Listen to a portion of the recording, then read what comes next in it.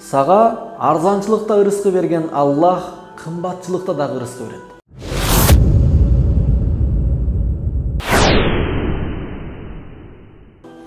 Күндөрдүн биринде улуу адамдардан Саламат ибн Динарга келип, "О Абу Хазим, караңызчы, кымбатчылык болуп кетти го" деп адаттанды.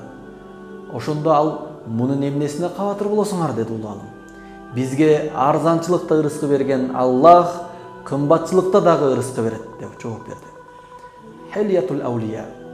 Чындыгында туугандар мына ошондой. Бүткүл айып кемчиликтерден аруу жана улук болгон Аллах пенделерине ырыскы берүүнү өз мойнуна алган. Жер бетинде кандай гана жандык болбосун, ага ырыскыны Аллах гана берет. Андыктан адам баласы үчүн ар бир ишинде Аллахка гана таянуу, андан гана үмүт кылуу, ырыскысын андан гана суроо милдет эсептелинет. Аллах Таала Кур'анда айткан: "Ва ма мин даббатин фил арди илля алаллахи ризкуха". Жер бетинде жүрмөлөгөн жандыктардын баарынын ырыскысы Аллахтын мойнунда. Аллах өз кепилдигин алган.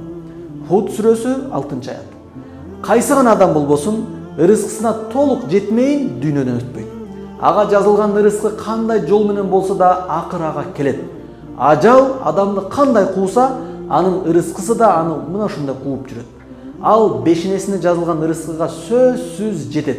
Эгер ал нааразы болуп, кайгырса, анда бул анын Аллахка болгон ишениминин алсыздыгынан кабар берет. Мына ошондуктан Аллах тагдырга жазылган ырыскыга эч качан кайгырбоо биздин ыйманыбыздын талабы. Aqulu qawlan hadha wa astaghfirullah li wa lakum. Assalamu alaykum.